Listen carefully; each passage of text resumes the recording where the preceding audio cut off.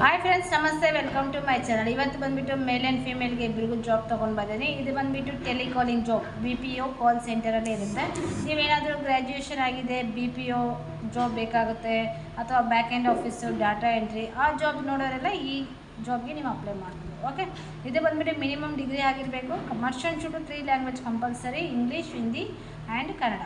ಈ ಲ್ಯಾಂಗ್ವೇಜ್ ನೀವು 10th ಆಗಿದ್ರೂ ಪರವಾಗಿಲ್ಲ, ಲ್ಯಾಂಗ್ವೇಜ್ ಕ್ಲಿಯರಾಗಿ ಗೊತ್ತಿದೆ ಅಂದರೆ ನೀವು ಬಂದು ಜಾಯ್ನ್ ಮಾಡ್ಬೋದು, ಏನೂ ತೊಂದರೆ ಇಲ್ಲ. ಓಕೆ, ಇದು ಬಂದುಬಿಟ್ಟು ನೀವು near by 5 to 10 kilometre distance ಒಳಗಡೆ ಸಿಗುತ್ತೆ. ಈ ಜಾಬ್ಗೆ ನೀವು ಜಾಯ್ನಿಂಗ್ ಆಗಬೇಕಾದ್ರೆ ವಾಟ್ಸಪ್ ಮೇಲೆ ನನ್ನ ನಂಬರ್ ಶೋ ಆಗುತ್ತೆ. ಆ ನಂಬರಲ್ಲಿ ನೀವು ರೆಸ್ಯೂಮ್ ಡ್ರಾಪ್ ಮಾಡಿ, ಮತ್ತು ನಿಮಗೆ ಆಫೀಸ್ ಅಡ್ರೆಸ್ ಲೊಕೇಶನ್ ಡೈರೆಕ್ಟಾಗಿ ಸಿಗುತ್ತೆ.